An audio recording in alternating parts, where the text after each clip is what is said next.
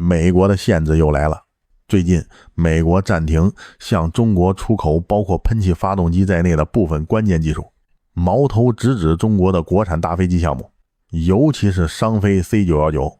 这一动作其实不奇怪，跟芯片战、稀土战、AI 战一样，本质上都是科技战的延伸，是产业链博弈的升级。但问题是，美国这一步棋真能下得赢吗？特朗普难不成又赢了？在我们深入分析之前，先简单梳理一下背景。中国商飞的 C919 是我国首款按照国际适航标准自主研发的干线客机，2017年首飞，2023年开始交付，技术路线和空客 A320、波音737类似，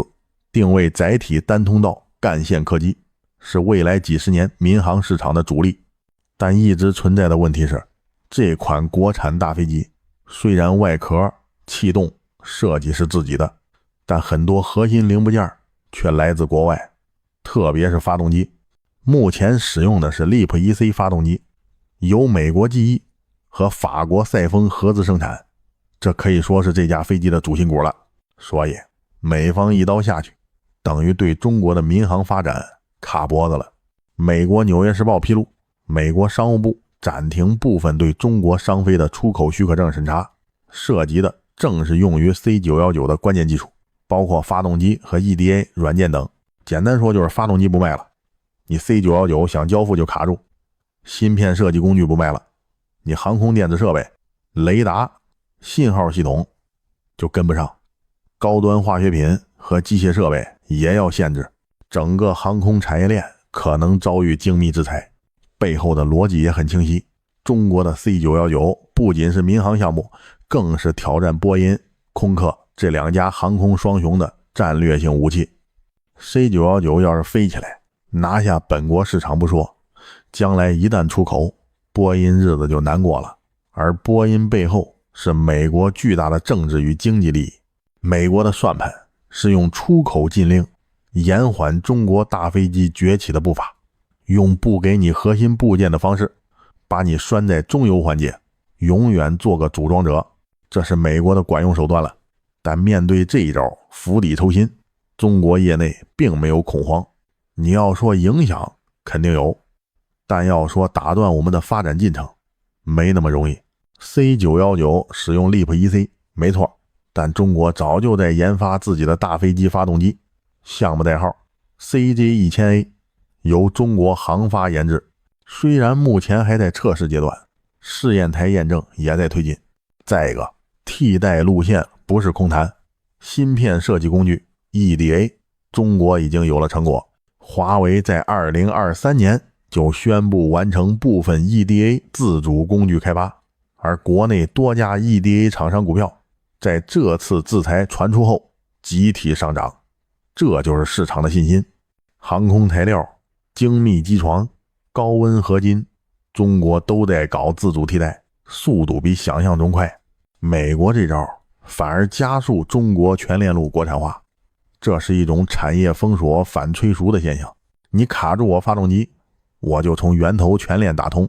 你不给我 EDA， 我就逼出中国自己的设计工具生态。封锁反而让我们更痛更拼。正如航空知识主编王亚楠所说，美方最终落实措施只会促使中国加快国产商用飞机动力研发，并且美国的这次限制不是很高明，即使现在对中国的影响也不是很大。民用市场是全球化的，美国不是唯一供应方，法国赛峰参与 LEAP-1C， 美国断供，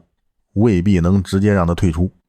欧洲企业包括部分德国、日本企业很可能不会跟着美国全盘制裁。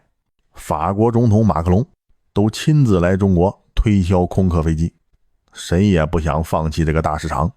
替代厂商在全球有不少，美国封锁越多，市场空白越大，甚至巴西的 Embraer 都在考虑中国合作。一旦中国搞出自主动力大飞机，直接威胁的就是美国和欧洲的全球垄断地位。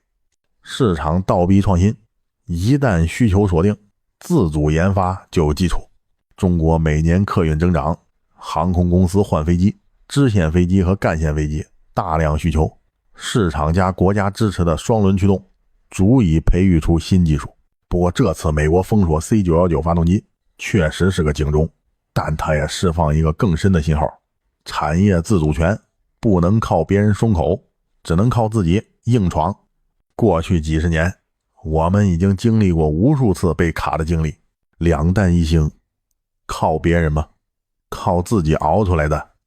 芯片制裁 ASML 不卖光刻机，逼出国产光刻路线。现在区区航空发动机 EDA 软件不足挂齿，中国必将迎来新一轮高光时刻。这就是中国的工业逻辑，卡我一次我抢一段，封我一下